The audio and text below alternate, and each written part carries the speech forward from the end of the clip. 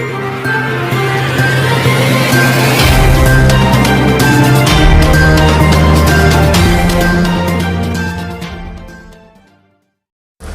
అండి everyone, AP new మీడియాకు స్వాగతం.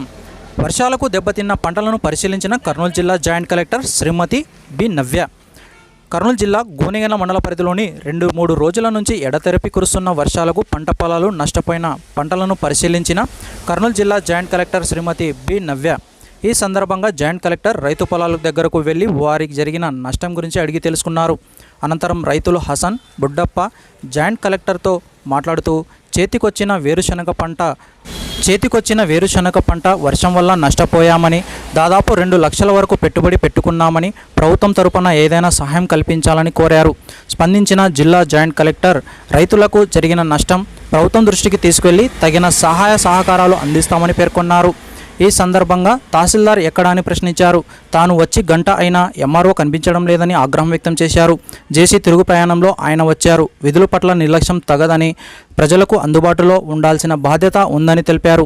ఈ సందర్భంగా జిల్లా జాయింట్ కలెక్టర్ శ్రీమతి నవ్య మాట్లాడుతూ గోనెగండ్ల మండల హెడ్ క్వార్టర్లో జరిగిన పంట నష్టం పరిశీలించడం జరిగిందని, రైతులకు వర్షాభావాలకు అప్రమత్తంగా ఉండాలని సూచించారు.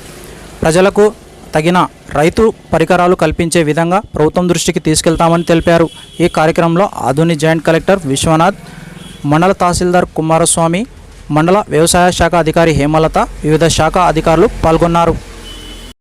గోనెగండ్ల మండలాన్ని సందర్శించడం జరిగింది. అలాగే కొన్ని మండలాల్లో కూడా ఈ గ్రౌండ్ నట్ ఏదైతే ఉందో వాళ్ళు హార్వెస్ట్ చేసుకొని రైతులు పెట్టుకొని ఉన్నారు.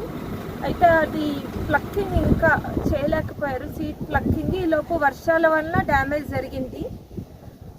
ఇక్కడికి వచ్చి మనం అంతా సమీక్షిస్తే తెలిసింది ఏంటంటే లేబర్ షార్టేజ్ ఉంది, మెషినరీ రెంట్కి తెచ్చుకొని చేసుకుంటున్నారు, సఫిషియెంట్ నెంబర్ ఆఫ్ మెషినరీ లేదు.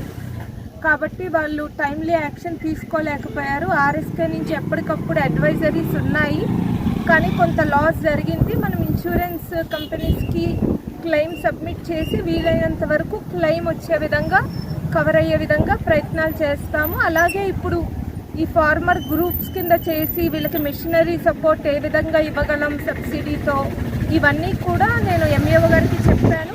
ఒక యాక్షన్ ప్లాన్ చేయమని, మొత్తం ఇది కేస్ స్టడీ కింద చేసుకొని మనం రైతులను ఆదుకోవడానికి ప్రతి ప్రయత్నం కూడా